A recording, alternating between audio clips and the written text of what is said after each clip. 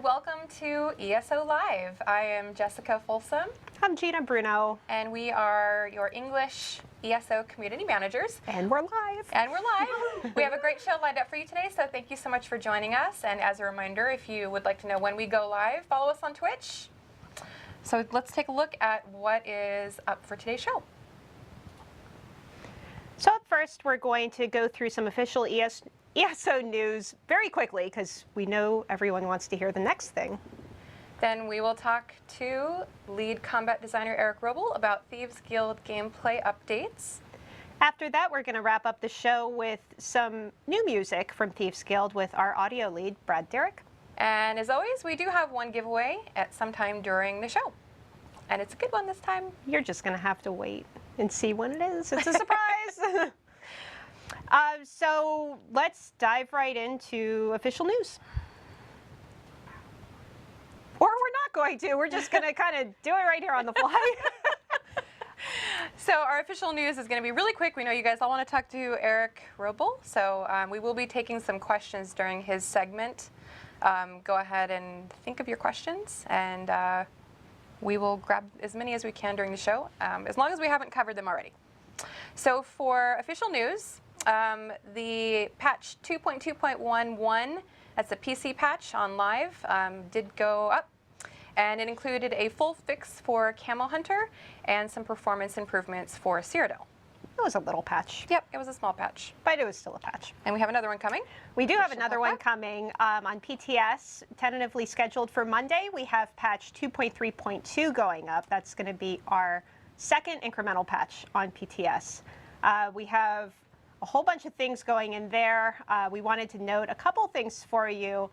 Mike Finnegan, who's our dungeon lead, he recently put up a post on the forums over in the PTS section talking about some of the changes he's making to Mauve Lorcage, the new trial in Thieves Guild. We are purposely making some of the bosses a little bit easier. That way everybody can, well, not everybody, I guess, but more people can go through to the last boss and provide feedback and any bug reports there, kind of let us know how your experience is going through there. So you'll see some changes to difficulty, totally on purpose, totally for testing. In addition, the main story quest for Thieves Guild is also going to be awarding a little more reputation than you've seen last time. Again, on purpose, it's just for testing. That way everybody can kind of get through more of the content and give us some more feedback. Yep. And in addition, that patch is going to have the European character copy. And this weekend, we're actually going to be hosting the very first of 2 Mauve Lorcage official testing weekends. What that means is starting today through Sunday, the Dungeons team will be looking for live streams of Mauve Lorcage, and they'll be hopping in. They've already kind of been doing this, but we're making this an official, like they're actually really going to be doing it this weekend. So if you are going to be streaming Mauve Lorcage, either normal or veteran, send us a tweet at Tess Online or post on the forums, and we'll make sure that they know about it. Just to be clear real quick, EU character copies is happening with the patch Monday. The stamp is being taken, gosh, I don't remember. We'll find out, and we'll post on the forums for you. Apologize. And the nerfs that we were just talking about to the difficulty, it's just for testing. Yes. This is not something that's going live. Because we want to get as much feedback as possible on the content. Right.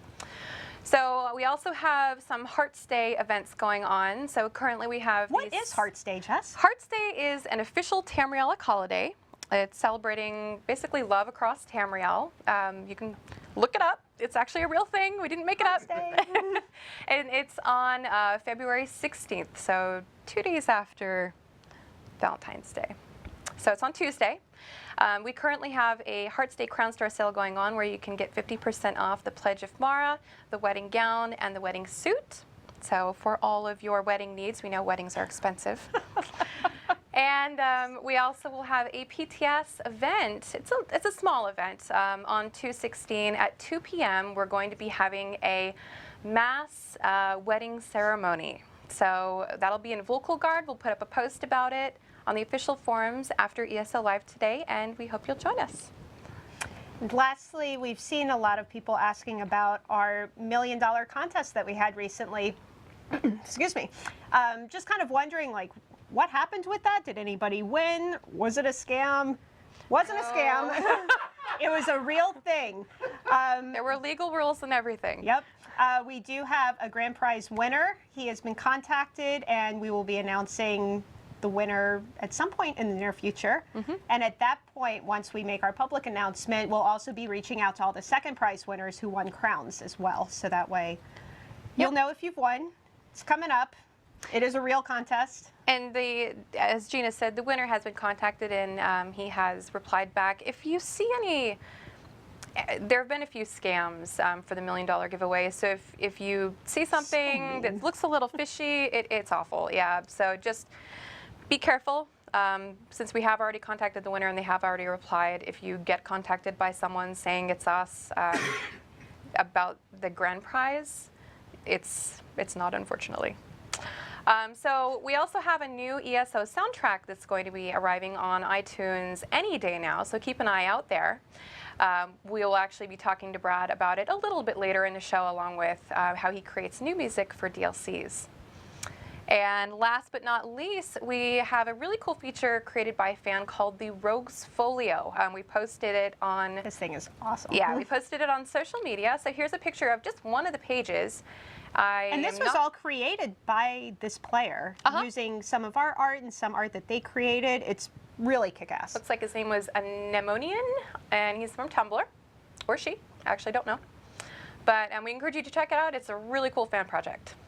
It so is. That wraps up our news. Did you have anything else you wanted to say? No, okay. It's fine. I'm just kind of, we did it. So next up, we are going to be diving into Thieves Guild combat skill line, champion point changes, and beyond with lead combat designer Eric Wrobel.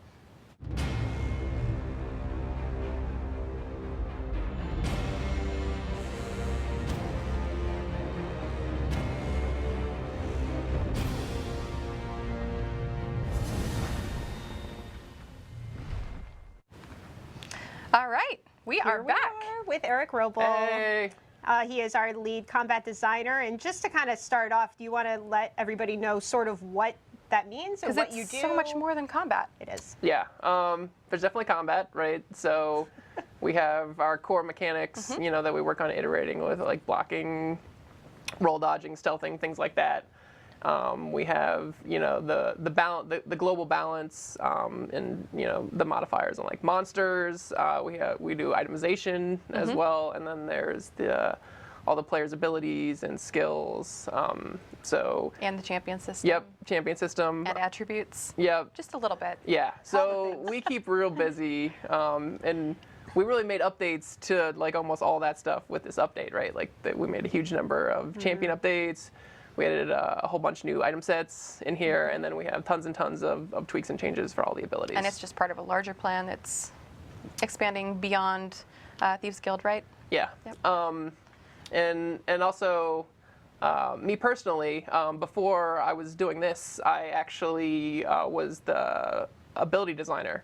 So pretty much all the abilities in the game I worked on, and I did, you know, a bunch of design work, bunch of implementation work. Like I worked, you know, with the artists and the programmers to get them all working. So these abilities are all kind of like my children a little bit. Like I just, you know, like I spent a lot of hard work. A lot of children. You put a lot of heart into it. I have, yeah. Well, I like, you want to get my, you know, seed all over the place. Oh gosh. A little too far maybe. So. Nothing Moving to say on. to that. Moving on. Yeah. So, but I love, you know, I like all the classes equally. You know, like people be like, oh, Zoss likes this class more, but like everyone on the combat team plays all the classes, and we're all really invested. And like, you know, we've all, you know, spent nights where we're here till like midnight just trying to get stuff in for the next build. Come on, Gina. It just said chat, and everybody's like, what? Anyway. Okay. Please keep, I'm sorry. So yeah, we really like abilities in summation of that. Okay. So I guess, sort of elephant in the room, we should start things off with AoE caps, because we Yes. know everybody really wants to hear about it. Oh yeah, sure. Let's dive right in. Not waste any time. Let's do it. Yeah, there are a Tell ton us. of changes. So we have a lot of stuff to talk about. Yeah, so let's start with the big one, right? Let's not waste any time. May as well. In general, yeah, like we put up the forum posts and we got a lot of feedback and stuff, so it was really good. And that was from I think a few weeks ago. It wasn't the forum post we just posted This a couple days ago or whatever it was. Yeah, This came from it was a while little bit ago. But we got a lot of perspectives and a lot of different people, who had different opinions on both sides. So that part of it was really useful for us to, just sort of add into our discussions. Yeah, because it encompasses PvP, PvE, Yep, large absolutely. group content, solo content. Yeah, part of that is why this is a very delicate thing, and why we want to be very careful and very, very methodical with the changes that we're making. So.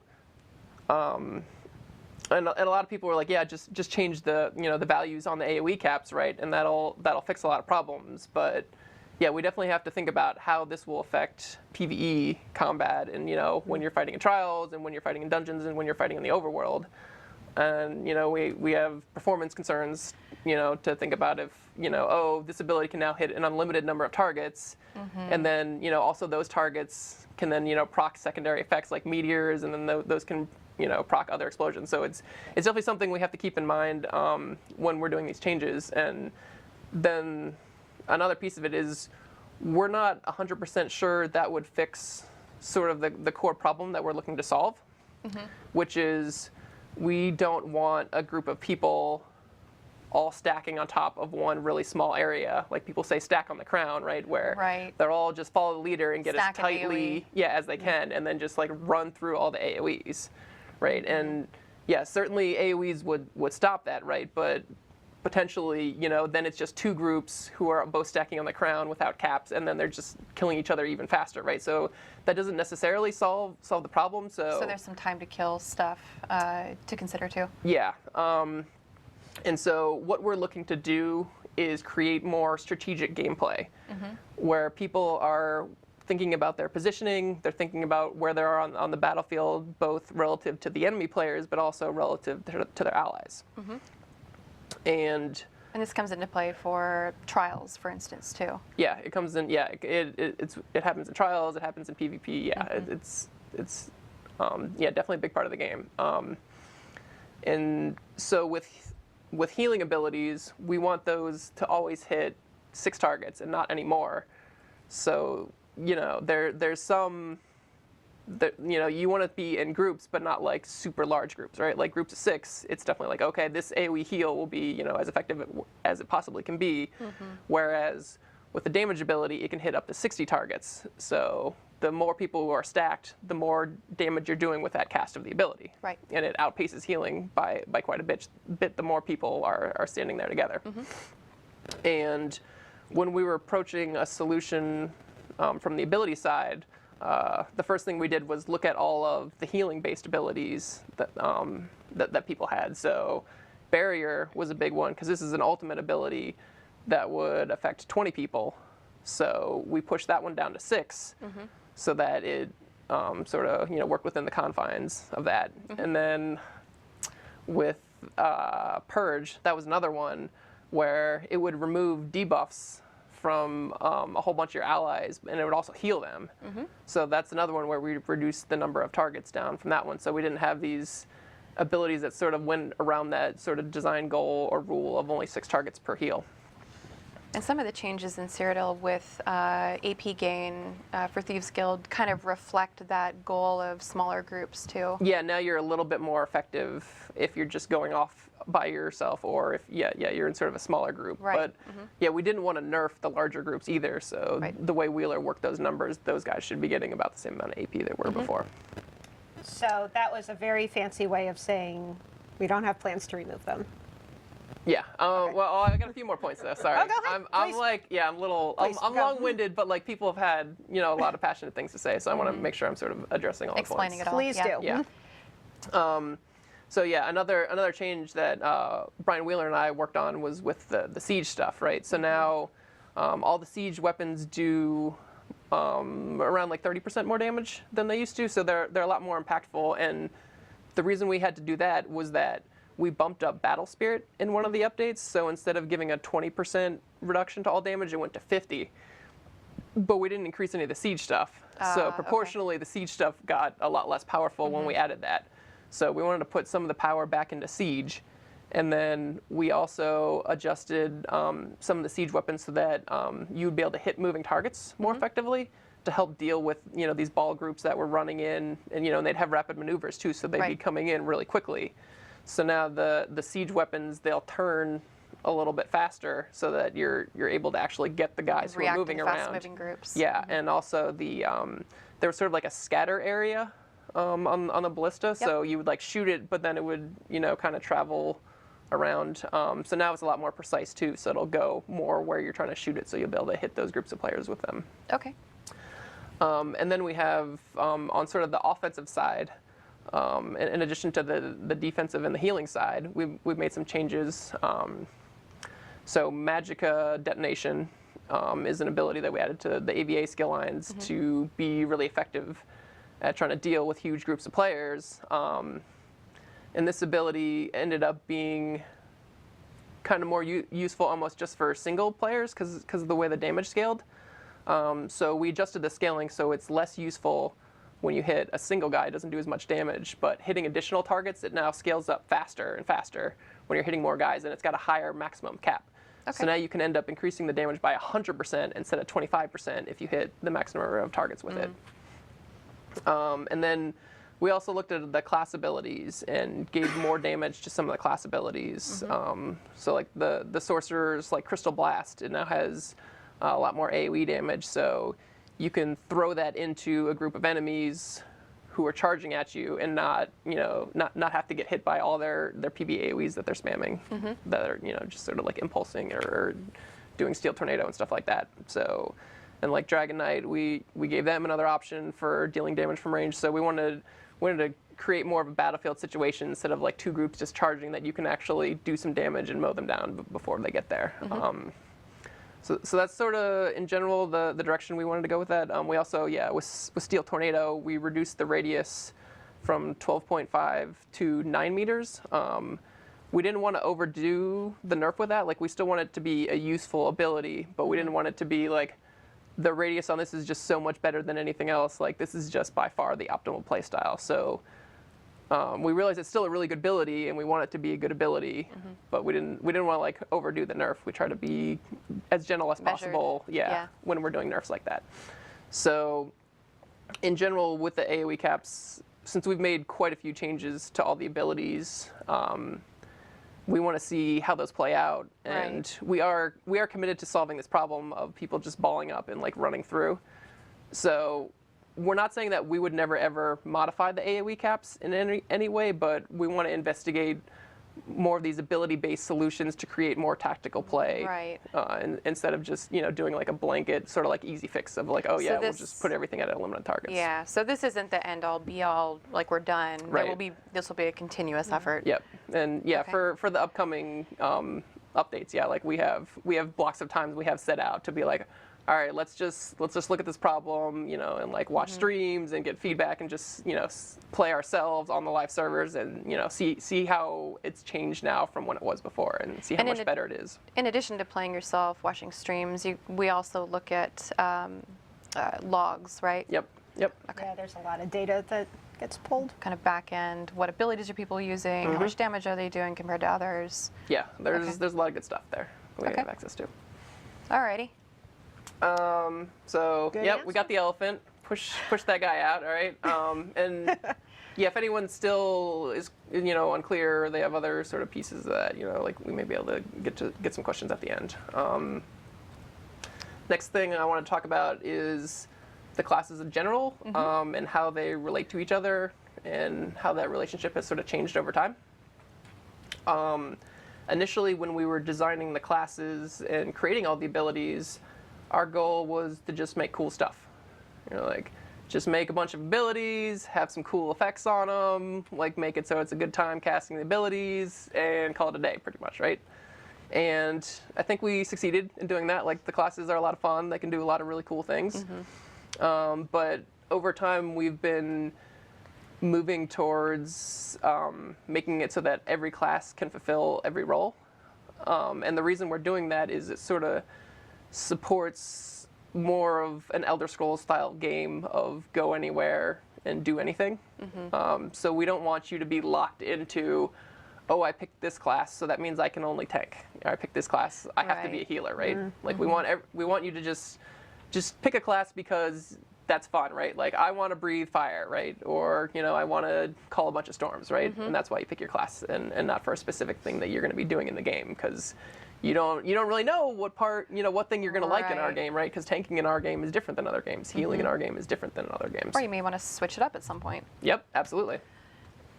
So the changes with this update and updates in the future as well, we want to make it so that every class is able to fulfill every role. So that's like, for example, we gave Dragon Knights some more things to make them better at fulfilling the healing role.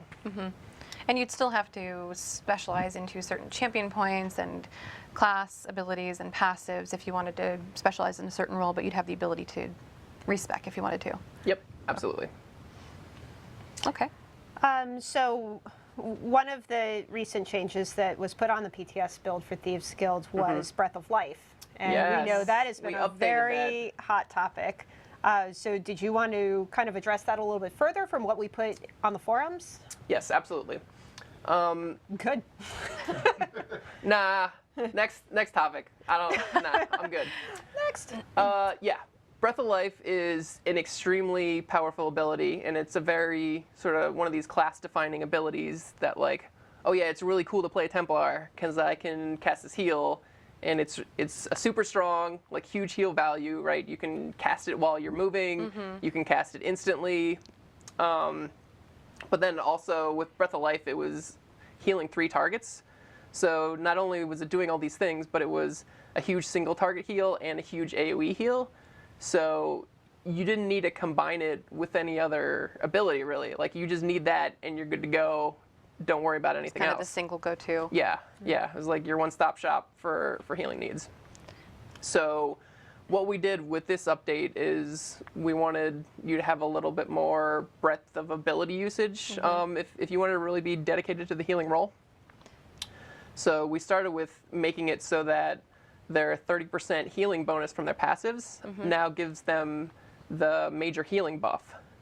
So this means that now all the restoration staff abilities are also really good for a Templar because they all get that buff applied to them.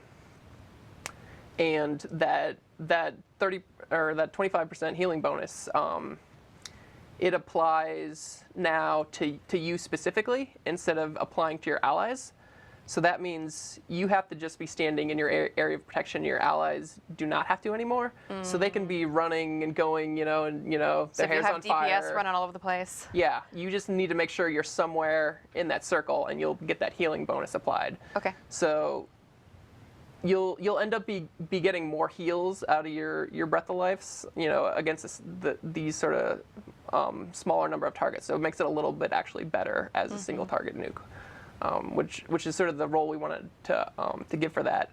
And then we have the healing ritual ability for the Templar, which we improved as a really good AoE heal. And the cast time is now reduced, so it's easier to use that. Because in general, the burst damage happens really quickly. Like, you die really fast, right? So we wanted you to have time to hit the ability and actually heal someone, instead of like I hit the ability and I'm like waiting and then they die before it goes off, right? And in general, like, we'll definitely be evaluating this ability to see if it's sort of effective enough. It's definitely a really big heal, and it heals a lot of people, so it is much better for healing a group than Rush Ceremony, but we want to make sure that it's also still useful in a lot of situations. So we may end up in the future tweaking the radius so it's a little bit easier to hit allies if they're kind of running all over the place. Oh, yeah. And then, we are also, because the restoration staff is now usable as a Templar, you could use Grand Healing as your AoE if you wanted to fulfill that role either. So we kind of just wanted to give them more choices instead of being like, you're a Templar, you have to use only Templar abilities. More tools in the toolbox. Yeah, absolutely. And it sounds like the change to Breath of Life was also the goal was to add more diversity to different types of gameplay, different healing situations, Yeah. fights that were maybe longer but sustained versus things that required burst heals.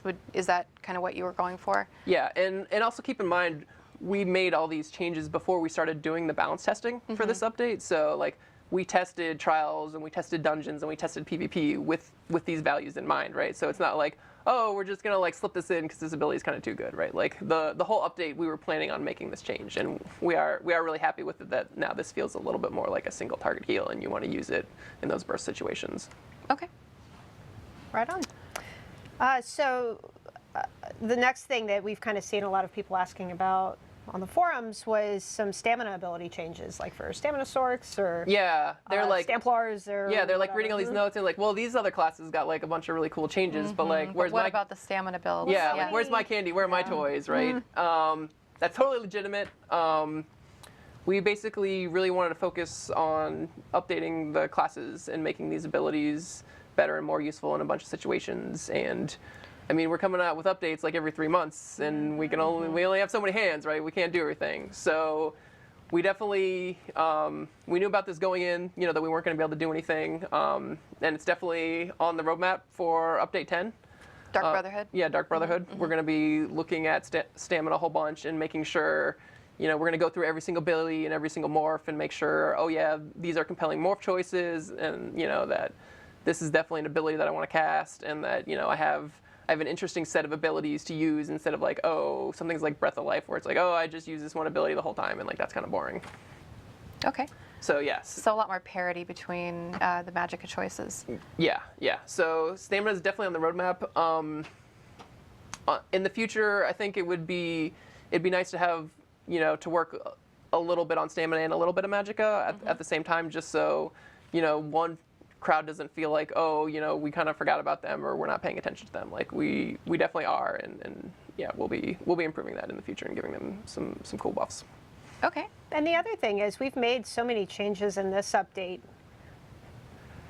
How do I say? Like we don't want to put in so many changes that Balance just becomes crazy. either it's crazy to balance or it implements, you know, a bunch of bugs or whatever. So we can still do a lot in each of the updates, but not so much that it's too much and then overwhelming for everybody. Yeah, because you guys are working on itemization, like all the new sets, itemization rewards for the new trial. Yeah, we're doing a lot of bug fixing constantly, and updating abilities. So the yeah, focus there's a lot going on. for Thieves Guild, as you're saying, was the classes. Yep. And so for Dark Brotherhood, we'll be looking more at the Magicka and stamina. Yeah, but to be fair though, we are still doing DPS testing and numbers, looking at Magicka versus stamina classes and abilities and playstyles like that, just to make sure, you know, before we get to these updates for stamina, we don't want to be like, oh yeah, all stamina builds are just 5k DPS behind, you know, all the other builds. So we're evaluating that, and if, you know, we find any huge disparity,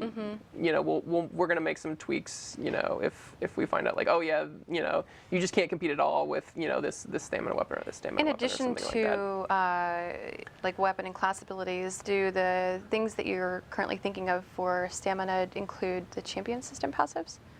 Yeah, so there's a very specific thing which a lot of people really honed in on the forums, which was a great point, and that's that a lot of the class abilities, which are stamina morph,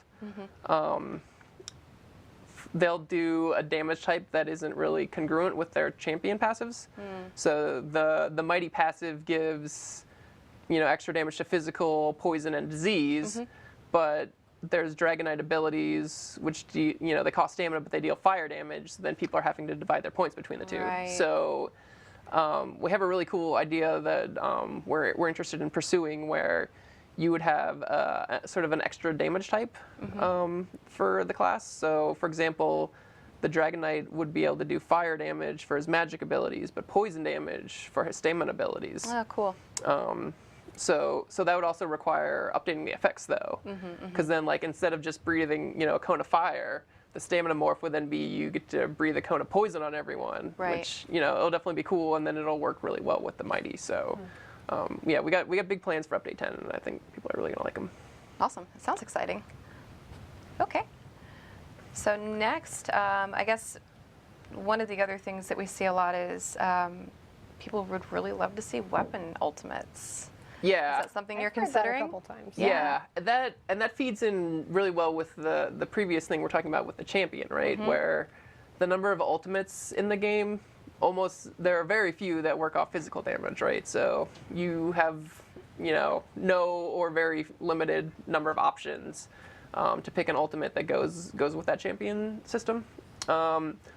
So weapon ultimates just make a lot of sense, and then it's, because then all those would just do physical damage if I'm doing, an attack with my two-handed sword or, attack with dual wield or something like that.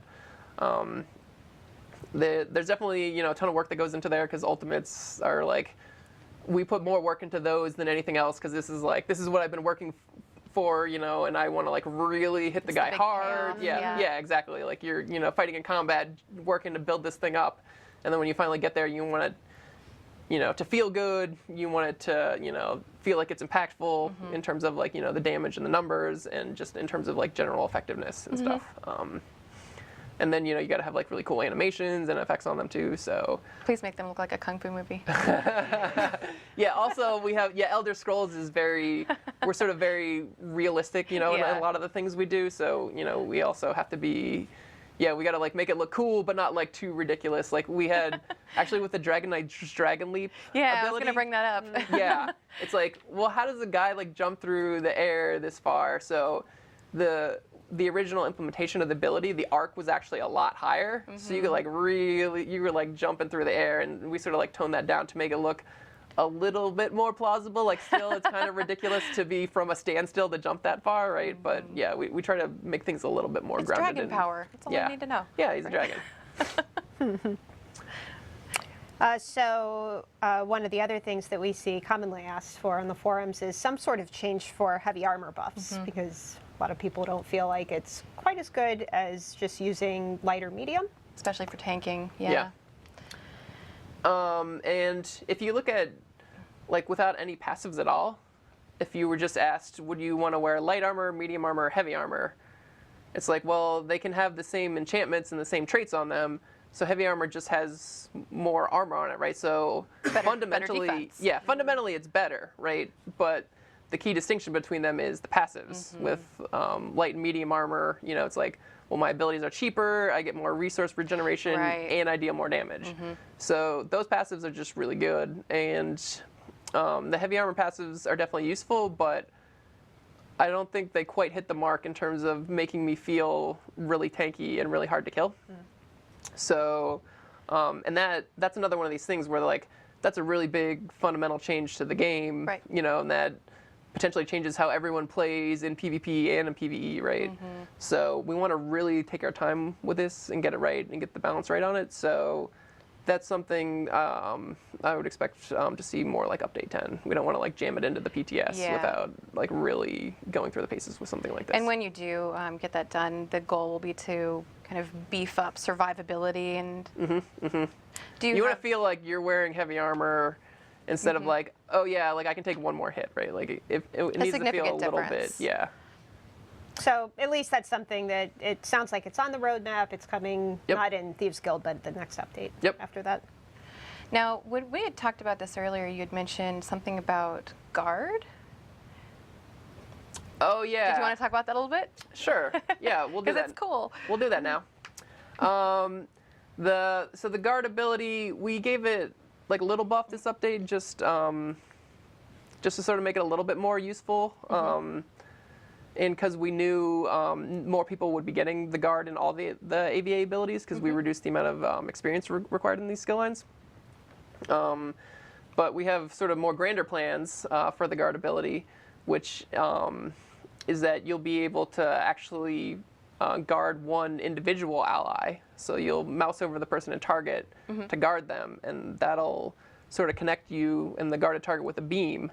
And then that target, anytime they get hit, part of the damage will be transferred from them to you. So it makes sort of tanks a lot more useful. Yeah, especially in PvP. In PvP, where that's definitely something that's been asked about quite a bit for Cyrodiil specifically. Yeah, and yeah, we actually like kind of wanted to like push it in, but like it was just not quite ready for update 9. But it'll be really polished and pristine and good to go for update 10. So we're really excited about making the tank playstyle more useful in PvP with that one. Awesome. Argonian buffs. So we had some changes in the first round of the PTS update. And I believe we have something else going in for Monday's patch. Yes? Yeah. Yeah, totally. I didn't just get confused for a second there at all. We do. Yeah, so we've sort of been comparing the Argonian racials at sort of like a 1-to-1 ratio to the other, races of some of the other ones in the passive that they have. So the first thing we did that's already on PTS, right, is increasing the max health bonus from 6% to 9%, which is a little bit closer to the values that other races have with similar types of passives. So the other one that we did a bunch of math on was the potion restore one, where you get the swim speed, which is like, that's like not very excited, so like we didn't even like take that into the calculation, right? Like that's just a bonus you get of like, okay, cool, and I'm Argonian and I'm like good at swimming.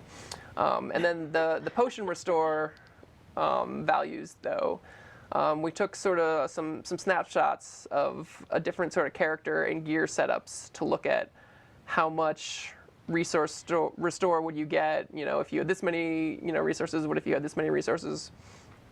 And then we looked at that at various different times of, well, if you're activating a potion every 60 seconds, how effective is this going to be for you? If you're activating a potion every 45 seconds, which is, what the cooldown limit is for potions, what's sort of like the max possible benefit you can get for this? And then we sort of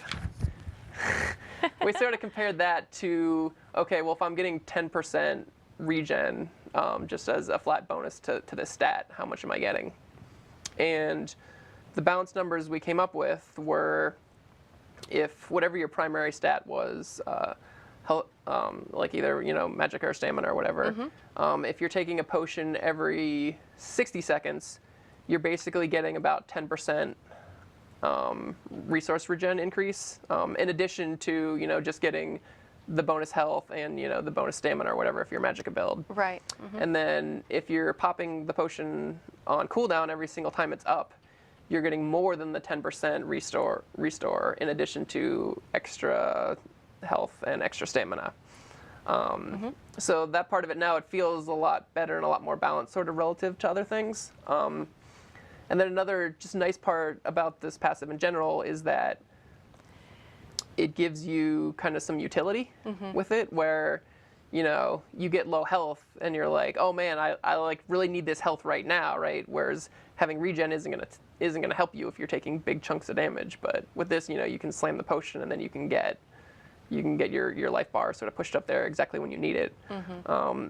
It's also nice because potentially you get into this situation where I'm not quite sure if I need a potion to finish this fight because I don't know quite how long it's going to be.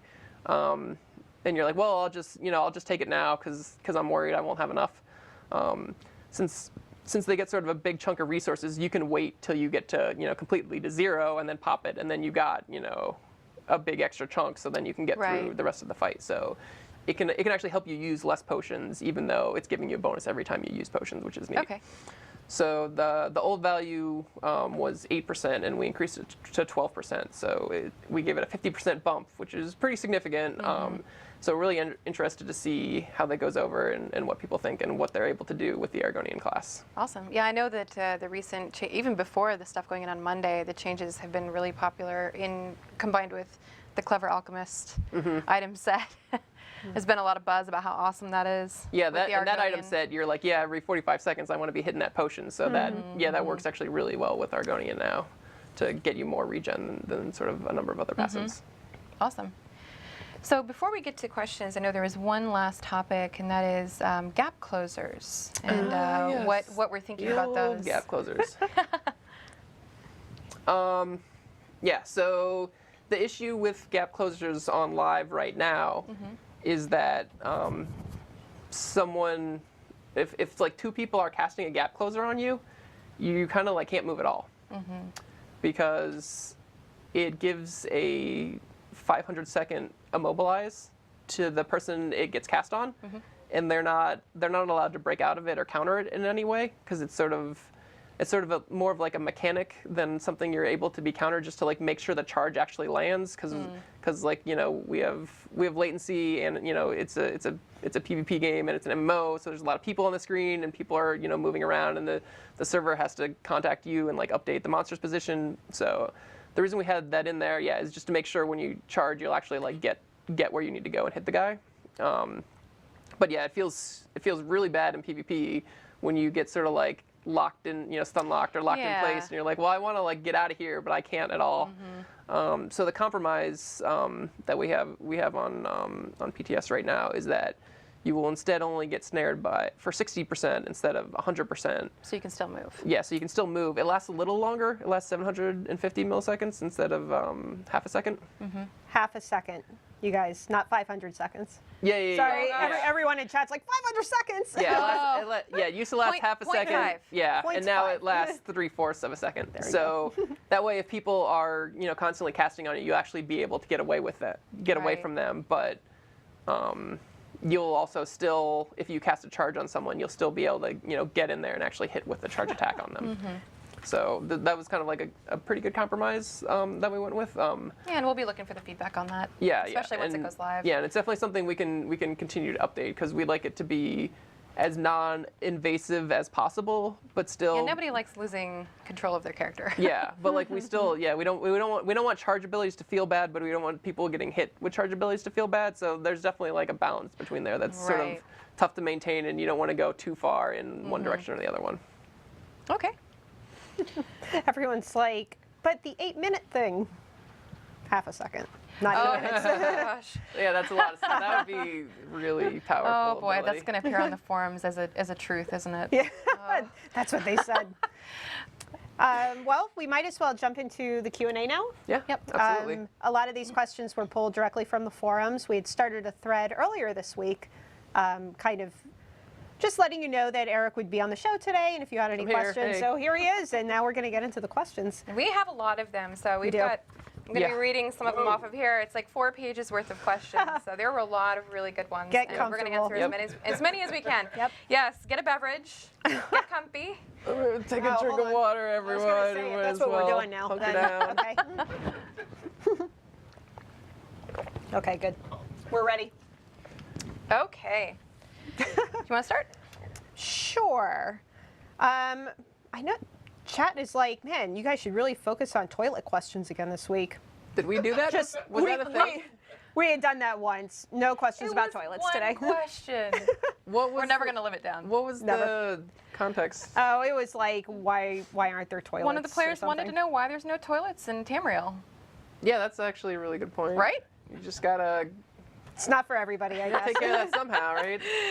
Okay, so in no particular order, I'm going to start these questions. First one being, are there any plans to buff or change the Blood Altar ability from the Undaunted skill line? Yes, absolutely. So with update 10, yeah, not only are we going to be looking at the stamina abilities, but yeah, we're also going to go through Werewolf, Vampire, Undaunted, and those skill lines, and sort of make sure that they're all sort of like up to snuff, and that, you know, like both the morphs are interesting, and, you know, people have some cool choices and decisions and things they can do with those. So yeah, Blood Altar's been one that's sort of been at the bottom for a while, and part of the reason for that is we had a prototype version internally where we changed it so that it would just heal everyone in like a big area, and then we're like, yeah, we solved it. Blood Altar's good now. We gave it to our internal QA guys, and those jerks, they ran a trial, and everyone slotted this ability, and there were just 12 Blood Altars down, and then there was just like so much healing going out. So I say they're jerks, but like that was exactly what, like that's their job. They did a great job figuring that out, and yeah, I'm glad we So didn't. it needs some rebalancing. Yeah, I'm glad we didn't push that live or whatever. But yeah, that one definitely needs some more work, and you know, we spent some time on it, but we definitely just need to spend more time on it. So speaking of Blood Altar, have we ever considered making it something where it could be a feeding source for vampires? Because, you know, blood and vampires makes sense, right? Yeah, no, like that sounds really fun actually, and it kind of reminds me of the Blade movie, where they have these like underground blood banks, you know, and they're just like, you know, gobbling up, and I definitely like the like thematic and fun part of that, but part of being a vampire is about having to sort of like, find your victims and like, find a safe, or like find the person in the right situation and not just like, oh yeah, I can just, pop this down whenever I want to and drink some blood and then I never, I can just really easily maintain the vampire thing. Like if Blood Altar like had a cost to doing it, so you had to like, go like pay someone underground to like refill your Blood Altar, then I think that would work really well. But sort of like with the way our game is set up right now, I don't think that works great. But I love hearing fun, creative ideas like that, and I'm always open to those. Cool. Regarding, were you going to say something? No. I said I like his answer. Oh. Yes, I got a fan. Starts with 1. Regarding rapid removers. See? I did that earlier. She told me she didn't say that. And I didn't, called her and now out. it's in my head. Rapid maneuvers. For God's Inception. sake. I went 4 levels deep to plant that idea in your head. You probably did. That's all I'm going to be saying forever now. Rapid maneuvers. Since healing is That's clearly an ability in our game. It is clearly a Templar survivability. This player believes they will undoubtedly heal someone else and then remove their rapids. Are you comfortable with this change affecting a Templar far more than, say, a sorcerer who relies on self-shields instead of healing for survivability?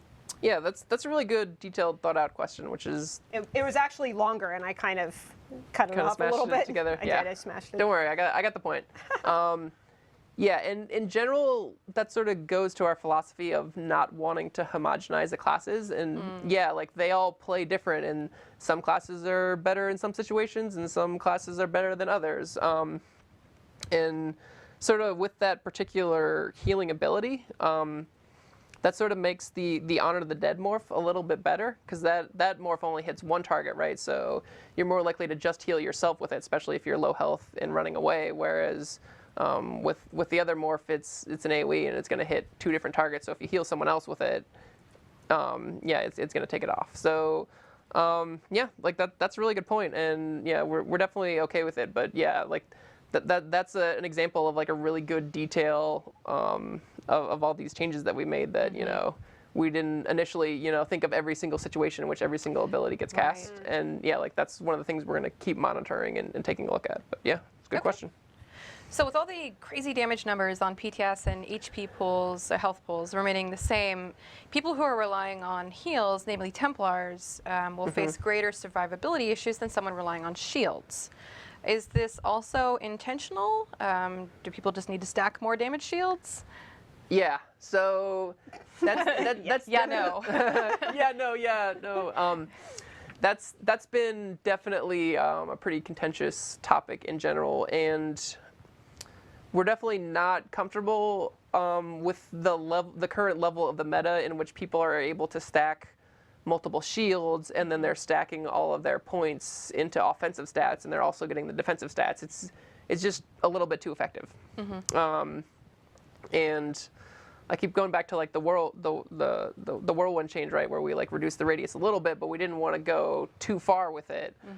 We wanted to make some changes and evaluate how those play out, and then see if we need further changes instead of like, oh, this was the primary play style that I did with this class, and now you guys have just completely obliviated it. Now there's no reason for me to play this class anymore, right? So specifically what we've done with damage shields is in the champion tree we added the shield breaker passive now, where you at a full investment you can do 25% more damage to targets with damage shields. And then the second piece of this is that you can now apply secondary effects to targets with damage shields. So if you do Shearing Strike with the Dragon Knight, you're going to apply a damage over time effect to the guy with the shield, whereas before you wouldn't. So that's what we have in there right now to deal with that. There's definitely more that we can do and more that we are considering, but we want to sort of see how those changes go. And other possible solutions we have is, make it so that you can just critical strike someone with a damage shield, right? They'll just take a whole bunch more damage. So that's definitely something that's on the table. A really cool thing that we heard on the forums was like, oh yeah, what if you make damage shields like a major buff category? So then you wouldn't be stacking a whole bunch of shields together, right? Like you would just pick one, based on sort of what fit more with your class or what ability. Choice. Yeah, so you choose one and you could have that. There's a couple of drawbacks to that particular solution. because some of our damage shields are very specific. Like some just work on magicka, some just work on stamina, Right. and some of them like scale based on the amount of health you have. So it's kind of weird if all of those count as like the same thing, even though they have very different functions. So that's something we've sort of been thinking about and navigating. And then another possible solution we've talked about is, what if damage shields are sort of not like, they don't function as much as like an in-combat heal, but their role is you cast them before combat and they help you deal with burst damage. So that solution would be that there's a cast time on the damage shields, so that you want to do it when you're not in combat, so you're not wasting that cast time. And then the actual value of the shield would then be would be higher, because you're not casting it quite as frequently. Are you thinking with that particular scenario that you couldn't be in combat? Like it would not allow you to use the ability if you were in combat? Oh yeah, or? yeah. No, good question. That you would still be able to cast it in combat. It wouldn't be like you'd have to spend more time doing it. It would be a little bit more risky, right? Right. Even if it had, a 1.5 second cast time, you could still apply the shield when you're in combat, but then you'd be vulnerable to like being interrupted. Sure. Okay. Instead of right now, you can just keep casting it, and no one can really stop you very effectively from doing that. And there's sort of a downside with that too, because there's some damage shields which we particularly designed for you to use in combat, like the Templar Sun Shield. Yeah. It actually gets bonus power the more people you hit with it. So that's something we have to navigate as well. So we're definitely considering a lot of options, and we have been thinking about this problem a lot. And yeah. Sounds like it's pretty complex. Yeah, we got some ideas. we're stewing them. We're trying to figure out what works best for the game, though. Okay. The next question we have is from someone who says he's relatively new at playing the game, finds it frustrating that the effectiveness of percent health abilities are significantly reduced in PvP. He says he understands why it was done in conjunction with the champion point system, but are there any plans to rebalance the abilities so they can regain some of the effectiveness under Battle Spirit? Yeah. So yeah, like the two that come to mind immediately are Dragon's Blood, and then the Templar Sun Shield. Both of those abilities were designed specifically for tanks, right? And the meta right now is very damage focused, right? People are just trying to do as much damage as possible, so they have much fewer points into health. So therefore, yeah, this damage shield isn't going to be very good. That scales on your max health if you only have 20,000 health, whereas if you had 60, it would be really good, right? So yeah, we're trying to find like a balance point that sort of like works good in PvP and PvE and works with multiple playstyles within both of those as well, because we don't want to get into like the sort of like unkillable tank situation, which we've had before. So yeah, as I mentioned with the guard changes, we're definitely looking at making tanks more effective in PvP. So we'll be evaluating those skills, and as a tank, if I'm playing with those skills, like what do I need to do to make sure this was designed for a tank, so I want to have this ability slotted on my bar. So yeah, update 10, we'll definitely take another look at those in conjunction with guard and see how they're performing. But we're okay with not every build wants to slot every ability, right? Like some abilities are better for certain roles, and that's okay with us in general. Same with the champion passives. Yeah, exactly. Okay. So when and are we getting updated PvP vendor bags? Aha, the old PvP vendor bags. Yeah, with those, in general, there's sort of a specific thing we're a little bit worried about, where a lot of people have amassed a huge amount of AP. So if when we come out with the new season, we just be like, we just let them straight up buy gear or buy bags with gear, then they'll be able to buy all the gear immediately. And then they sort of like get an advantage over other players, and then they don't have anything to look forward to for the rest of the season, because they're like, well, I already got all my gear, like why would I need a PvP? They just get everything all at the beginning. Yeah. And that's why right now we have stuff appearing in the rewards for the worthy for, okay, you played and you get a bunch of honor, we'll send you one, or you played a ton, you got on the leaderboard, awesome job, here, have an item. A potential solution to this is if we had sort of an AP cap, where you can only hold a certain amount, then you would be able to carry some over, sort of between updates. So, okay, we come out with some new gear, you can buy a bunch of bags and get some of the pieces, but you wouldn't be able to, complete the whole set. So that'd be a solution that we may look at pursuing with that if we wanted to make the bags purchasable. But also that does sort of have some other knock-on effects to gameplay in general too, because then you're like, well, if I can buy a bunch of gear, but I also want to buy repair kits, then I'm kind of like sacrificing buying repair kits and siege stuff that helps my team to instead like be greedy and get a bunch of items. So like there's some sort of considerations we're playing with there too, where we want you to, be participating in the game system and like helping your fellow players and stuff like that. Did you mention something about an AP cap? Yes. Because you got a lot of response from people when you mentioned that. Good or bad? They were not positive, I'll say. I'm not saying that's definitely something we're doing. I'm just saying that's a potential solution to this problem. And like we haven't implemented that. It's not like, we're definitely doing that. It's just like, hey, this is an idea. This is how we could solve it. Yeah. Okay. Well, one of here's many your ideas. feedback. Yeah, and of course, if we did an AP cap, right, anyone who's over the cap, we would need, to have some sort of compensation to make sure they didn't just have it all wasted when the cap went in, too, right? So, there's a lot of stuff that would go in with the cap, so, and if you were at the cap, that would kind of diminish the fun of doing PvP, too. Yeah, exactly. So, there's a lot that goes in with that. Yeah. Okay. Real quick, kind of saw something in passing in chat. A couple of people were like, update 10, what's that?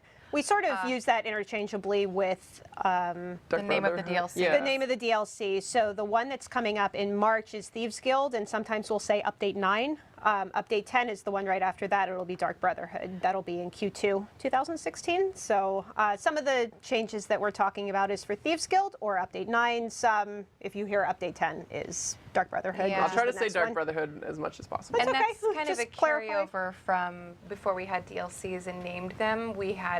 We called them all update 1, update whatever, 2, update 3. So it's kind of an older terminology.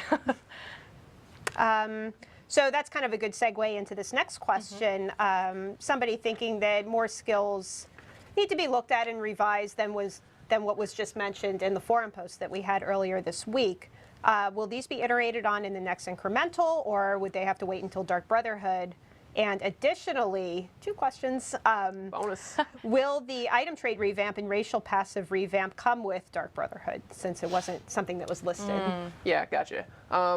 So I talked a little bit about this in terms of like the stamina changes and stuff like that, right? Where, we just can't do everything we want to do every update. So, we try to just do as much as possible. And we want to think about, in general, like making sure it was kind of even between all the builds, which, we'll definitely do a better job of that going forward.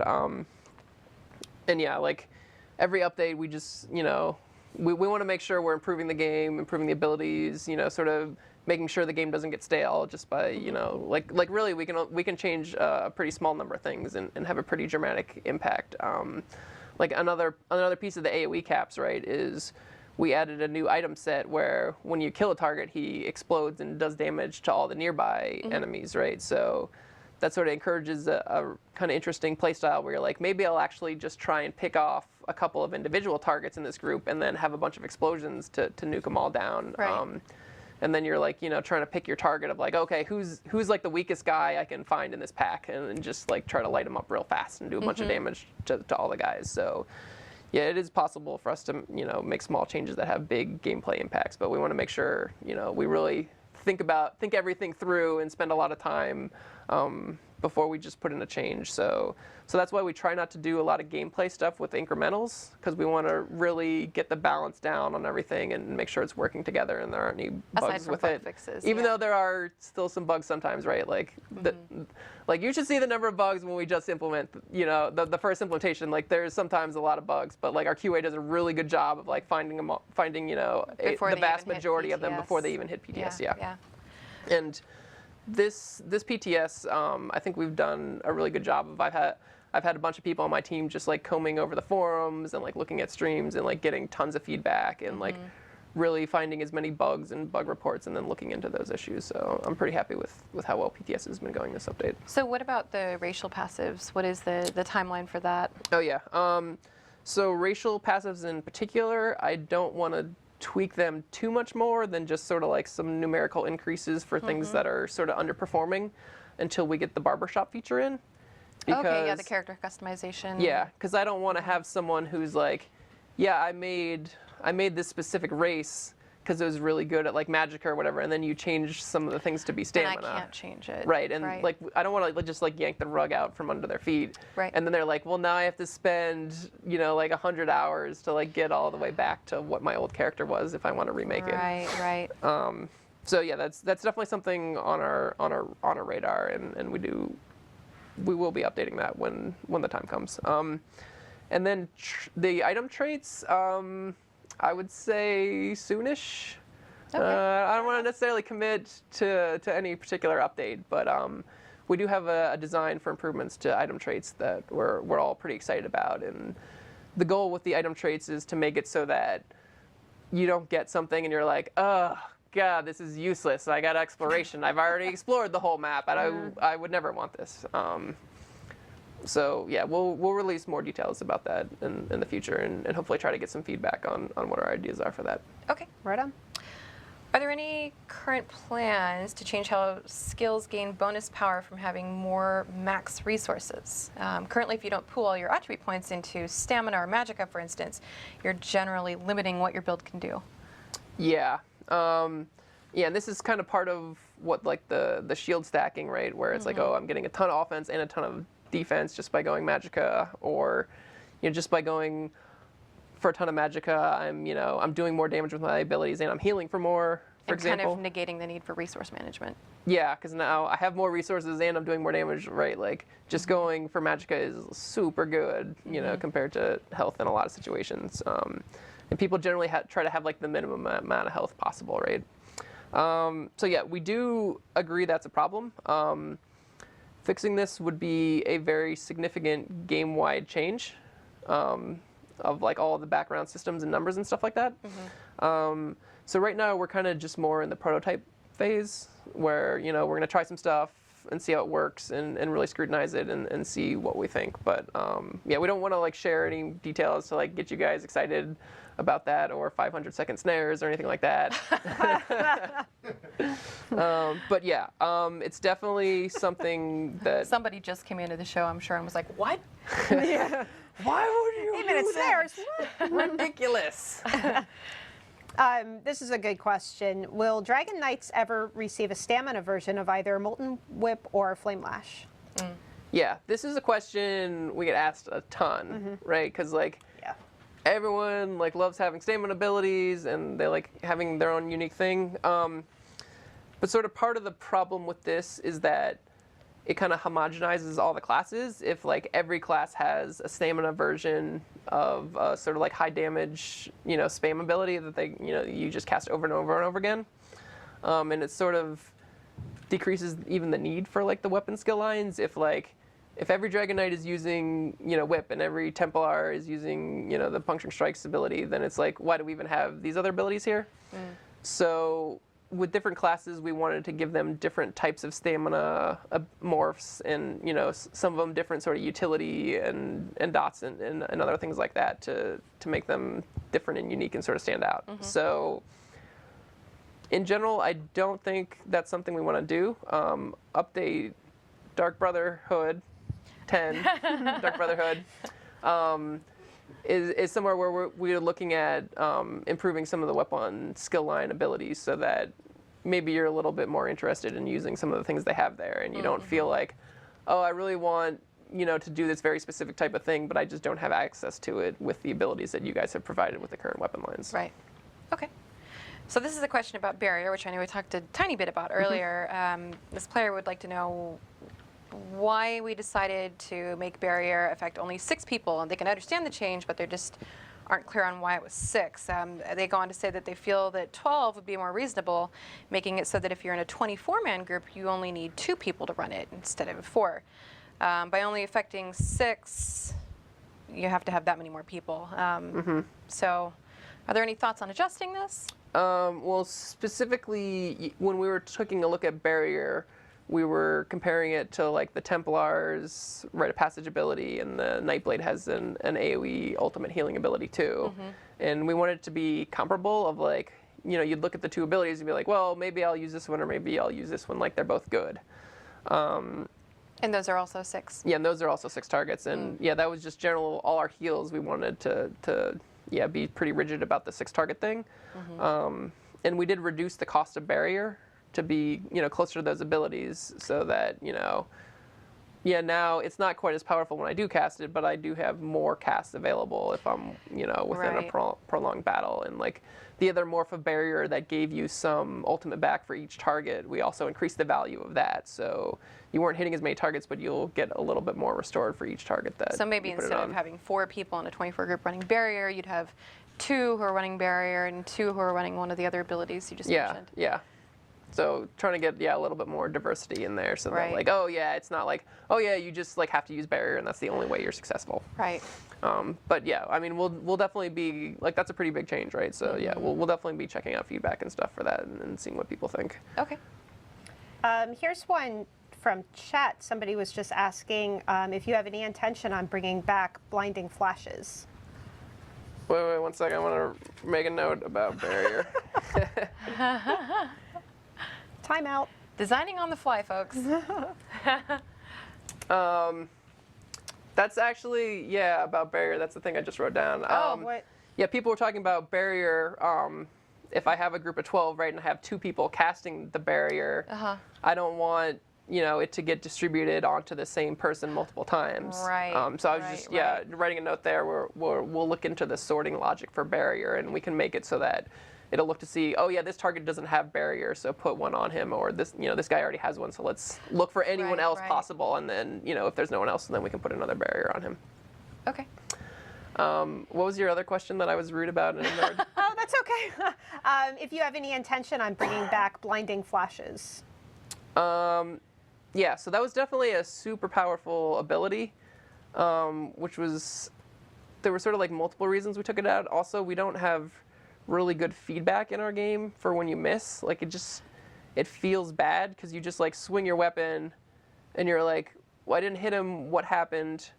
And you're like, I'm pretty sure I was moused over him, but it didn't hit him, so like I'm not sure, like was there lag there, or was I not targeting him? Like it's just kind of confusing in a game with the targeting system that we have. And I think specifically what they're looking for is an ability that'll help with tanking as a Templar, right? So that's definitely something we can look into, like, an ability that sort of still gives that type of function, but sort of like works better within the confines of the game that we have. That makes sense. Okay. So we talked about Templars a bit earlier, and one of the big things that we see them asking about is mobility boosts, specifically for stamina Templars. Is that something that we're looking at? Yeah, and that sort of goes back to the making every class feel different and feel unique. So yeah, Templars don't have that buff, and it's the major expedition buff, to be clear about that. And yeah, it's an awesome buff. It's really powerful, but that makes the Templar play very differently. I'm more about putting down areas of protection, and I want to stand in these, and like this is sort of like my house, and if you come into my house, it's going to be bad for you, instead of, I'm really good at running away or whatever. So it helps distinguish the Templar from the other classes, but we also wanted to slightly sort of lower the disadvantage you get from not having that buff. So what we've done with this update is that Major Expedition, instead of giving you a 40% movement buff, it gives you 30%, and Sprinting now gives you a 40% instead of a 30%. So we sort of just flip-flop them because everyone has the sprint ability. And then it also means that the total maximum speed you can achieve is still the same, right? You can still get the 70% movement speed like before, so you won't be that slower. And then it makes it, there's some things where you can get like reduced sprint cost and stuff like that. So we realize not everyone is going to be pouring tons of points into that, right? But it makes it slightly better to have reduced sprint cost because it's more likely that you're going to want to be sprinting in combat, and it's actually a pretty useful thing to be doing. So that way Templar aren't quite as far down in terms of mobility battle and like how fast someone can catch them, or if they're running away, how far they can get before someone catches them. Okay. Next question, we pulled this from the forums, but there's been a lot of people asking in chat also. Handy. You- Must be a really good question. It is. It's a great one. Could you explain the thought process behind the change to funnel health? This one player said, I'm still at a loss for the nerf since it's a hot and not nearly as good as Breath of Life, yet it was still changed. Yeah. So I really like how, with this question, he's doing a comparative analysis between two different abilities. That's actually something we do internally. I was just like pounding my microphone. Sorry, there's a little a little hiccup going on there. Audio Sounds guy still in the good? corner is shaking his Oh, head. He's like, oh yeah. He's like, what are you doing to me, man? You're killing it. Yeah, so a lot of times we'll compare, abilities to each other to sort of see what their effectiveness is. And when this particular ability, it does the same amount of damage as sort of a nuke ability, like the Flame Lash from the Dragon Knight or the Destruction Staff as well. They're sort of nuke abilities. Like it does the exact same damage as those, but then it has the added utility of healing myself and 2 other allies for 25% of the healing done. So I'm getting like a 75% heal, and that heal happens every time I cast the ability, even though it's a heal over time.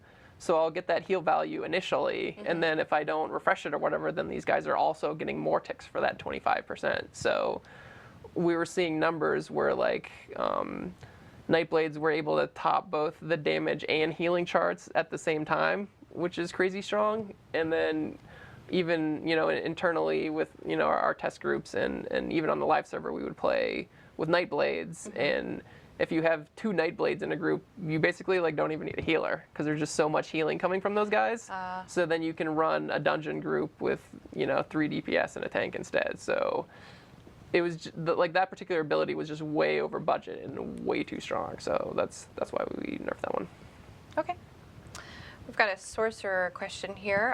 Are sorcerer pets not affected by battle spirit in Cyrodiil defensively? Yes, correct. They are not affected. Okay. This wasn't like a design choice. We were like, yeah, like these should be immune to this game-wide mechanic. It was sort of it's sort of just like it got implemented and like we, there's all these different abilities and things we were testing on it, and we're like, yeah, okay, this generally looks good. But yeah, pets, not only do they not get affected by that, but also the champion passives as well. Those don't affect pets. So definitely in the future we want to take a pass and make sure they're sort of integrated more, tightly with the rest of the game, right? So just, sort of all the systems are sort of working the same way with the pet as they were with the player, just because it's more intuitive, and then you understand, exactly this is working this way in all different situations. It's just like easier to understand and it makes sense. Okay. The next question, I'm actually going to pull it from chat. Somebody asking if there's any plans of adding an execution ability for Dragon Knight. Oh yeah. This is, I like that there's another stream next to ours, and I was just like. We have a lot of monitors set up. Yeah, and, And one of them's like 30 seconds behind it. Yeah. we kind of see odd. ourselves everywhere. I'm like, hey, looking good, other Eric over there in the future that happened to be pointed at me when I just did that. There it is. It just happened. Yeah. So Dragon Knight, right? Yeah. We specifically didn't give Dragon Knight an execute, even though we're asked for that constantly, just because we want Dragon Knight to feel different from the other classes, and they're sort of deep, like their DPS is not any worse than the other classes because they don't have an execute, and their damage is more based around applying dots and maintaining those dots to multiple targets, and that's how they do a lot of damage, and that just makes not Nightblades, Dragon Knights, right? Dragon Knights? Yes. Yeah. Yep. Yeah, it just makes them feel a little bit different than the other classes. And So then, just like you were saying with Templars having not necessarily the same mobility as Nightblades. yeah, and it's sort of like interesting then when you're fighting a Nightblade. Why do I keep saying Nightblade? That's not. I don't know. I just we were talking about Nightblades before, and I just got them. Yeah, so you're fighting a Dragon Knight, and you get like low health, right? You don't have to worry about them being an execute, right? So you can you have a little bit more flexibility there of like, oh, okay, I can wait and then cast this damage shield that gives me a really big bonus because I'm low on health versus, oh, I'm fighting a Nightblade, right? And I know as soon as I get to 25%, he's gonna pop this execute on me and take me down really fast. So it makes the combat more interesting. It makes it more interesting when you're playing other classes, or when you're working with allies. It's like, oh, okay, I can get this guy down to 25%, and then I'm going to go attack someone else, and you can finish him off with executes. So I think it just makes the game more interesting overall. Okay. This actually got another Dragon Knight question. Dragon Knights, not Nightblades. Are molten armaments Just to be perfectly clear. Are molten armaments and igneous weapons supposed to override each other when cast from multiple Dragon Knights? Seems like kind of a loss for stand builds to constantly have their major brutality buff overridden by major sorcery. Yeah, totally not intended at all. One of my guys actually just fixed this bug today, so great. It won't be in for the next build we have for PTS, but the one after that. So it'll be fixed by time. Yeah, it'll be this fixed whole before it update goes goes to live. live. Yeah, so yeah, thanks for bringing that up. That was a really good point. Yay!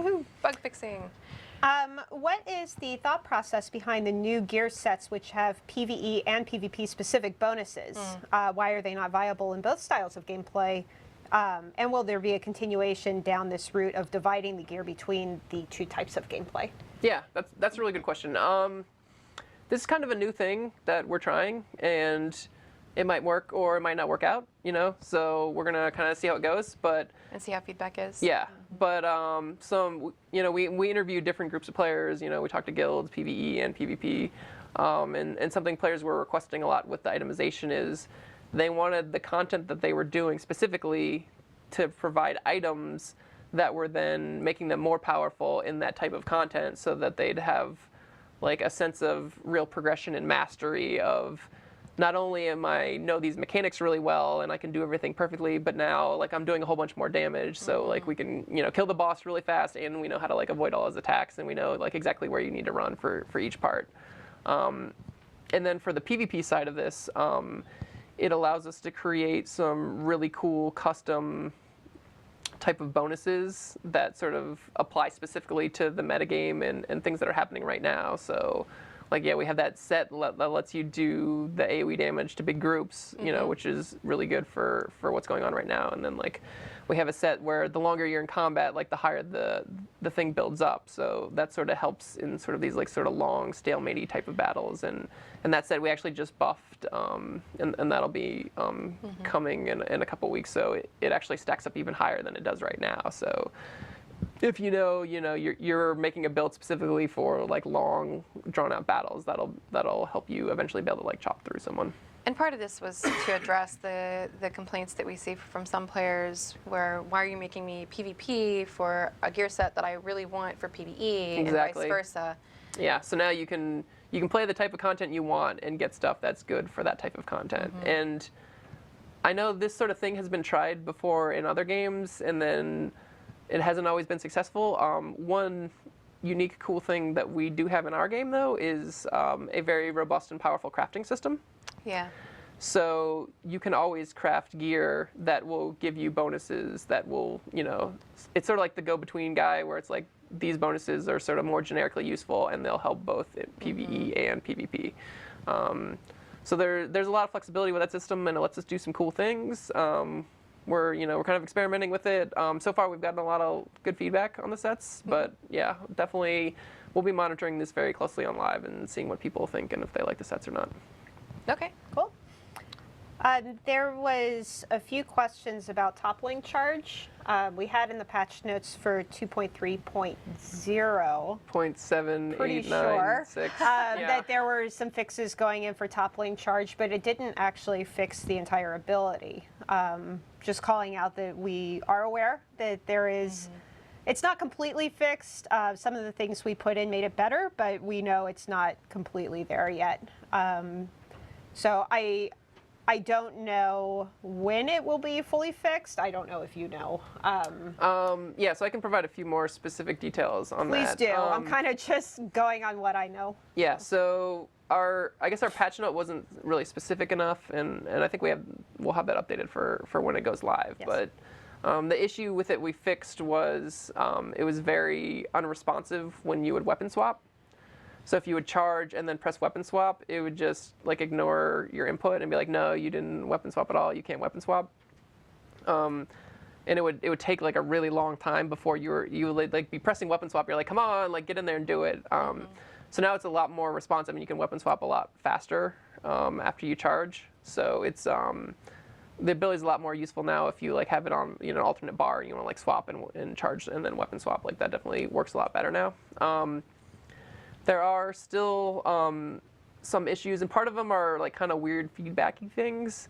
Like if you're on like a cliff, right, and or even like steep terrain, and there's a guy underneath you, and it can't like draw a path to it. Yeah. Then it won't let you. It's like, all right, you can't charge to this guy, right? But we don't inform the users very well of that. So you actually like start casting the ability, and you kind of like fidget forward a little bit, and you see like the charge effects as well, like some graphical stuff of like you kind of pulling out the spear and then you stop. So you like keep pressing it and you like kind of keep jittering. It's like a really awkward dance. Yeah, yeah. You're, Is that how you dance? This is why I don't dance. Yeah, so... And it sounds like it's something pretty complicated to fix, too. Yeah, there's definitely a lot going on there. So that's a part of it we want to fix. And then also there's times where like the server starts lagging and it can't draw the path data for like any charge abilities, and then like none of them charge you at all.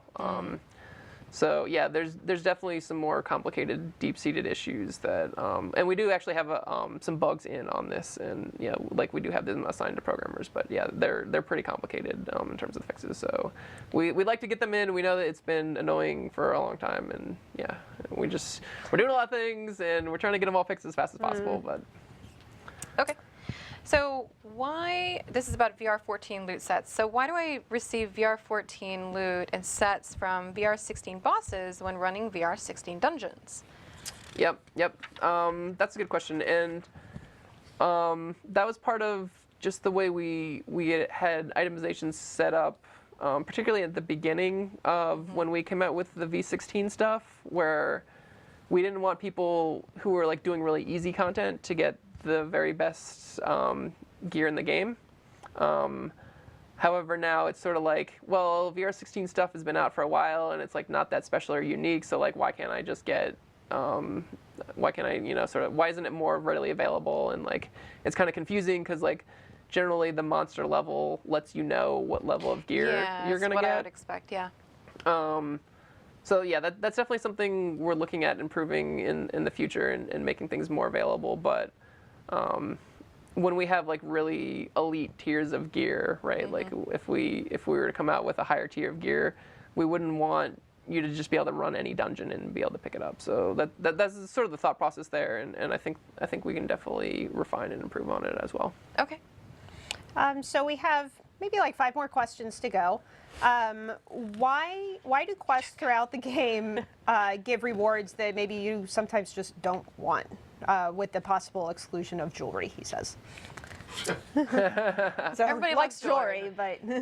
Yeah, that's a good example of how the team has gotten a lot more proficient. I think Kind of evolved. Yeah, of like, we're a lot better now at making cool items than when we first made the game, right? Like, the monster masks are super cool. We got these really cool AVA sets coming out that let you do some interesting things. Like you can, like before, it was like, oh, we'll just put some stats on it and then people will like it, right? And then we're like, what if we make it drop meteors? And people are like, yeah, do more of that. So we actually have a design that I'm really excited about, where we would be giving out a lot more item sets to people doing quests at lower levels, and it's definitely a pretty big task to go through and retrofit like every single quest through the beginning of the game. And you'll notice with Thieves Guild now, while you're doing these quests, every quest you're gonna get a set piece. And that model seems like it feels really good. You're like, yeah, I really feel like I was rewarded for having this experience. And then, I can like look at this piece of gear, which is actually good and does something interesting. And it like, kind of like I remember the content and the story there. So it's definitely a good model, and I really like it. And yeah, we'd like to do more going forward in the future. Awesome. So for PvP, obviously, lag is still a concern. It's something we're constantly working on. Did you and your team make any changes to skills to help address PvP lag concerns? And if so, which skills? Yeah. we've been going through quite a number of different things and improving things, and we sort of like look at the metrics and sort of like identify bottlenecks of like, oh, okay, the system is slowing down a lot in this particular way, and then we're able to make an improvement and sort of open up that bottleneck, and then rerun the numbers and see, okay, now what's the next bottleneck? What's the next thing that's slowing down the server? Like, is it, you know, the physics server, or is it like combat handler, or is it, you know, like message requests and stuff like that? So there's a lot of things that go into it, right? And you work with our engineering team on this? Yeah, I've been having a whole bunch of meetings with them and talking about solutions and helping them identify, you know, the types of abilities in the game that could be a problem, and then having them look at those and talk about solutions. And yeah, sometimes we end up modifying abilities as well to make them a little bit more efficient. Like there were some sets that we had that were like aura-based sets, right, where they're like pulsing out something on your allies like over and over and over again, and we changed those to be group only instead of affecting everyone. So that made it a lot more efficient to do that. So some of the other things we've done is that abilities that check how many pieces of armor that you're wearing are now more efficient, so they're not having to do a whole bunch of extra calculations with that. We scrubbed through basically every ability on your character that was providing a whole bunch of different buffs and consolidated that so it wouldn't cast quite as many different effects and things on your character. There were a bunch of champion abilities that adjusted the cost of abilities based on certain conditions. So those are a lot more efficient. We modified the individual abilities to like build that cost check into them instead of having a separate thing that was modifying it. And additional, like we made it so that some of the cost things, they were checking every single part of an ability. So even though the ability just does damage, or it would do, you know, like an ability does damage and it does a snare and it does some other pieces, like it was trying to modify the cost of every single link in the widget chain, and now it just looks at the very first one. So that was another nice efficiency gain. Okay. So yeah, we made a bunch of changes, but obviously lag's not fixed, so we're not done, right? We're still looking and we're still adjusting things. So next up we have looking at the item traits and the way those are doing calculations. We have some sorting requirements for when you cast abilities and they're hitting multiple targets, and then also some potential line of sight optimizations. Okay. This question should be pretty easy to answer. When are you planning to address the disparity in power and utility between dual wield and two-hand weapons? Good question. Update 10. Which is Dark Brotherhood. Dang it! Dark Brotherhood. Oh man, I only had one thing to say, and I slightly, It's okay. did a great job. All right, so this is our second to the last question, yeah? Or do we have any more from chat we want to go over? Can ask this one and we'll see. Okay. Sorry. Okay. So when are you going to implement some more desirable stamina-based item sets, especially crafted? Yeah. Yep. No, that's totally a good Yes, question. just yes. Yeah, and we actually got some feedback on some of the item sets that are in there right now, where there's an item set where you roll dodge and it leaves behind a glowing rune that kind of like looks thematically appropriate to the Thieves Guild, but it was doing magic damage, and someone on the forums was like, well, it's like kind of green, so why don't you make it like poison damage, and then it works really good for you know, the new mighty passive, right, that's doing poison damage and physical and disease. And we're like, no, that's a good point. So we just did that. Yeah, and then there's a couple, like we were talking about with crafting in general, right, where those are a little bit more generic, and like with Clever Alchemist, for example, we specifically built that so that it would be good with magicka and stamina, because the bonuses are max health, and then weapon damage and spell damage. So more universally. Yeah, of just like, oh yeah, this said, you know, like anyone, and like that makes sense with crafting, right? Because you can craft anything in light, medium, or heavy. So that's definitely something we want to do more of with crafting. But yeah, in general, going forward, yeah, we definitely want to make good sets that work for stamina and good sets that work for magicka. Okay. One thing I keep seeing in chat, everyone's kind of asking about barbershop type stuff.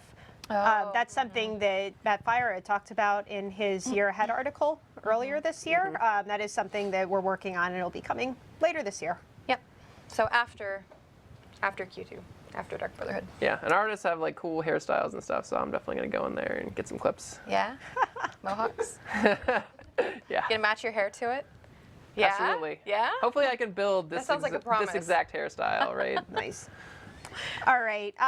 Last question, just to kind of wrap up. We had mentioned in our forum post that we watch streams and we kind of get feedback from all over the place. But one of the places is from live streams. If you're watching them, we do. Especially during PTS. Yes. What exactly are you watching for? Okay. Well, first I wanted to talk about a little bit about just like feedback in general, right, in the different sources. So Go ahead. yeah, we have forum feedback, right? We have player streams. We have ability usage metrics of like, you know, how many percentage people have this ability slotted versus this ability slotted. And then we have internal testing and feedback from And Reddit too, right? from those guys. Yep. Yeah. Yep. Yeah, that goes along with forums. Yeah, there's we don't just look at our forums, you know, exclusively. Yeah, there's other sources too. But yeah, in general, we're trying to build a game that is fun for a large group of people, right? Like, we want hardcore people, you know, who are really good and, you know, are grinding all the time, and we want it to be fun for casual people who, you know, they have other things that they're doing with their lives, and, you know, they only want to log in for an hour or two every week. So we definitely, you know, need to keep that in mind when we're getting all these different feedback sources. And no individual feedback that we get, we're like, well, like, we have to change this ability immediately, right? Like, we take that information in and we use that as sort of a guide to let us know what areas of the game do we need to like really drill down in this specific area and look at this piece of the game and see how it's affected by other pieces of the game. So, and it really helps when we see kind of similar feedback in every source that we're looking in, and then it correlates with the back-end data that we're looking at too. Yeah. So if we're like, oh yeah, we know, like, a lot of people are saying like, oh, this ability, you know, is not good enough, and then we look at, you know, the numbers behind the data, and we're like, oh yeah, this ability is doing like 100% damage, whereas the other abilities are doing like 200%, right? And be like, oh yeah, that one definitely needs to be updated. So we don't just sort of like, you know, hear the feedback and then immediately do it, right? Like, that informs our decision-making process, and then, you know, like, we'll be like, okay, here are the bullet points of like, people are talking a lot about this, so let's have a design discussion about all these different things and how they interact with the other systems in the game. And then this guy's talking about watching streams specifically. So just to sort of address that, like, we listen to what the streamers are saying. We look at like the abilities that they have slotted on their bar. We look at, you know, how they're activating the abilities. We look at, you know, like how they're moving in a fight, and, you know, if they're sort of doing the mechanics correctly or incorrectly, and like, you know, is that okay? I was like, yeah, he didn't do the mechanics the way we expected him to do it, but he did something else that was kind of clever too. And be like, yeah, no, that was like really smart. Like, they should totally be able to, you know, do that if they figure it out. And yeah, there's just like a lot of pieces in general to our game, right? Because there's also, well, what item sets are they using? What types of content are they playing? And also, I think an important part is like, are they having fun playing the game? And, you know, if not, what are the things that are preventing them from having fun? And then I know I was talking to Rich a little bit about this, and he is crazy. Like, he loves streams. Like, he told me he lurks a lot. Yeah, he says he's got like 30 streams that he has like all favorited or whatever. And he's like, yeah, every day I get home from work and I go and like check out a whole bunch of them, and, you know, like, I'll hang out and see what people are doing. So because being able to. Yeah, he's doing it right now. Yeah, absolutely. Yeah, being able to watch people play live or even via video is really, really telling. Yeah, because like a lot of times people do things that we don't expect, and you know, I was alluding to before, sometimes it's like, yeah, we really want people to have to, you know, stand in this part of the mechanic, right? So, okay, maybe we need to change up the positioning of the boss or how much damage this thing is doing, but other times they do really clever stuff when we're like, yeah, man, like, good job, that was awesome. Like, you had a lot of fun doing that, and, you know, you were able to beat it, so, like, yeah, that's cool. Awesome. Any more questions? I think that does good? it. Okay.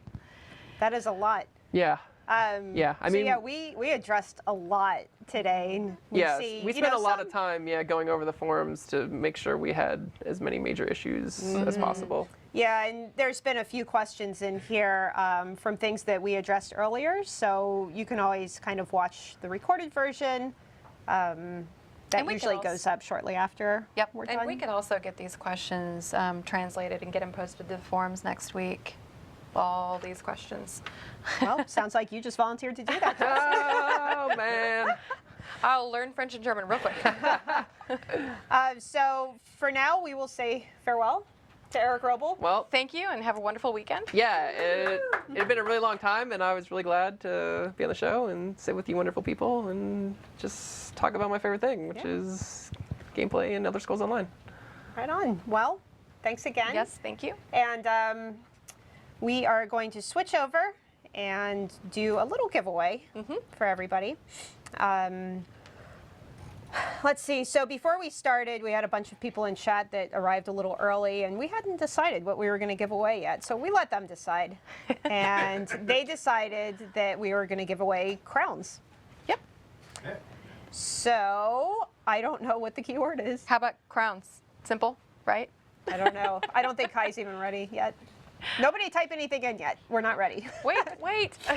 I will say, saw a couple people kind of asking about cross-alliance play for trials. That's something that we're looking at doing. Are you ready, Kai?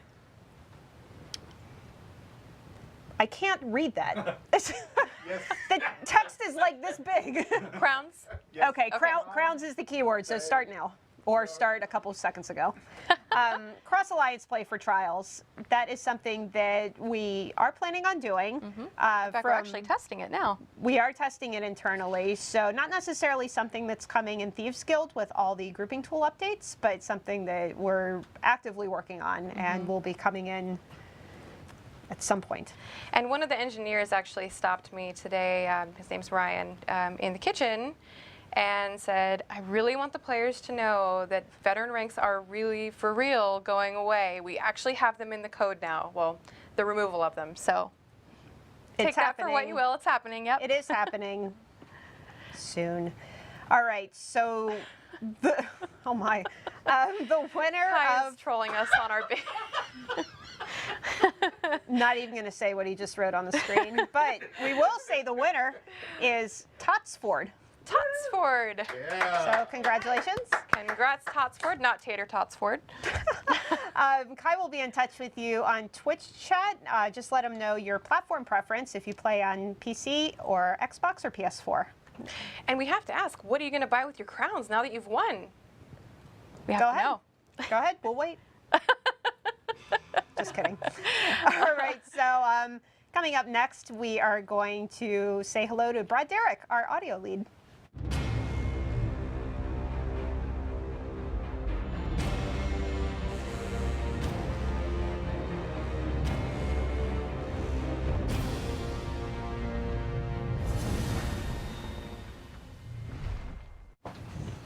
All right, Brad, welcome. Thank you for joining us all the way down from the hall. Yeah, I made the Brad. whole long trip all by myself. So you are our audio lead, and we understand you've been working on some new music for Thieves Guild. Right. So starting back with Imperial City was the first DLC that we added extra music for since the vanilla launch of the game. Had some time to add some new music to that. And that was only about maybe 10 or 15 minutes of new music. And then with Orsinium, I managed to get in maybe 40, 50 minutes of new music, and that was pretty well received. And so this time, I think we'll get about an hour of new music in for Thieves Guild. Yeah, kind of increasing the bar each time. Yeah, I'm setting a dangerous precedent that I'm going to have to keep up with. So yeah, we should have about an hour of all new music. That's great. Everyone in chat thinks you're awesome, by the way. Well, I think everyone in chat, except that guy. Yeah, everybody's awesome. So in general, what's the process like to create a new piece of music? I'm sure it's really easy. Yeah, anybody can do it. Well, so for Thieves Guild in particular, well, with any zone, so you look at what the content's going to be like. I talk with content leads and content teams, and my audio guys come to me and they're like, yeah, I'm working on this, I'm working on that, and I start to form a picture of the story and the zone, and then actually jumping into the zone, playing some of the content, Kinda get wandering around. inspired. Yeah. I mean, some of the stuff is pretty obvious, right? If you jump into a snowy zone or a desert zone or a jungle zone, I mean, there's certain potentially cliched things that leap to mind, like it's got to sound like this or shouldn't sound like that. Some things definitely suggest themselves. So that's a starting zone point. like Hughes Bane, which Anna said was inspired by Australia, where everything wants to kill you. What do you get from that? Lots of didgeridoo and so that was, we've already got sort of so the Elder Scrolls Online music style book is pretty well defined at this point. And we've already had sort of arid looking zones in the past. So that was a starting point, but I wanted to not make the stuff just sound like all the other arid zones that we've already been in before. So I introduced a bunch of new instruments that we haven't used at all in the score yet. Most notably bowed guitar, which is kind of, well, it's really interesting sounding. Lots of cool stuff can come out of that thing. You can abuse. I've been abusing the hell out of Matt Fiver's guitar for the better part of 3 months. Nice. Sorry, boss. Yeah, he has that in his office, doesn't he? No, he doesn't. It's Not at my anymore? house. Nope. It's Oh. in Utah. It's at my house So you with had a jam bow session jammed through the top. With And Matt Fire at his house. no, it's at my house. I took Okay, his okay. guitar. He can't have it back. And let's see what else. Bow guitar, more ethnic percussion, pitched chromatic percussion, things like that. Just little changes, stuff that we've never used in the music before to give it the right kind of feel and a new kind of flavor for these particular worlds. Awesome. Nice. So, can you tell us, I know the audio team is a really fun, crazy bunch, so can you tell us any fun, interesting stories from the audio department in relation to creating I can Thieves Guild? Please tell Any us. Thieves Guild music fun stories? Just about Thieves Guild music. Okay, I was going to tell the We'll, time. we'll narrow it down a little bit. We know Matt there's a threw ton me of through the stories. screening room wall, and does that count? Let's see. Well, actually, it's not that funny, but we have a piece that we're going to play here in a minute that didn't even exist 36 hours ago. But I was Wow. messing around with Matt's guitar, like I said, and I wanted to show the guys kind of what I was up to. So I took this big old beautiful acoustic guitar and grabbed a bow and just knocked out the main theme from Elder Scrolls, just that melody that everybody knows. And I was like, hey, check it out. This is kind of what this thing sounds like, and this is the way a lot of the Thieves Guild music is going to end up sounding, is this kind of timbre. But it was just a throwaway thing. It was a goof. And I sent it out to my guys, and they're like, that's pretty cool. And they showed it to some of the content guys for Thieves Guild, and they were like, dude. And so I was like, all right, fine. We'll keep it. That's how We'll use it. conversations go. Dude, what's up? So I decided to keep it, and yeah, I mean, as of yesterday morning, it didn't even exist. And then you were like, hey, let's play something on the show. So I was like, all right, I guess I'll turn this into an actual piece of music and finish it. And I don't know if this is the right time or not, but the one that we're going to hear that's what it is. It's just me screwing around playing the Elder Scrolls theme. They said that's cool, so then I put a little bit of orchestral whatnot to support it. And this will be in Thieves Guild? Yeah. All right, let's take a listen.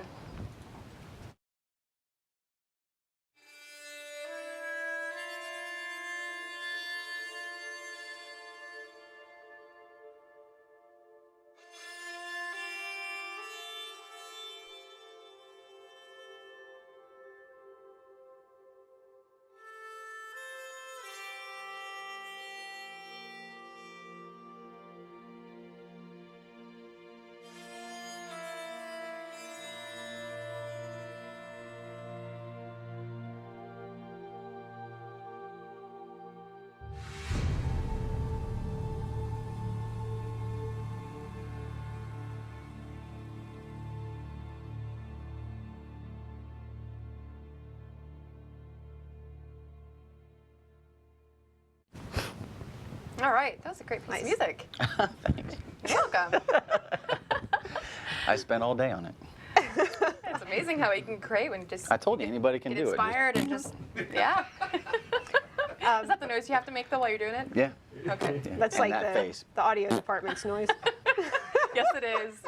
That's their token call. So we mentioned earlier in the show. Did we mention earlier in the show about the soundtrack? We did, right? Yeah, we did. That happened. So that. I'm sorry. It was long like ago. 8 Eric Wrobel hours ago.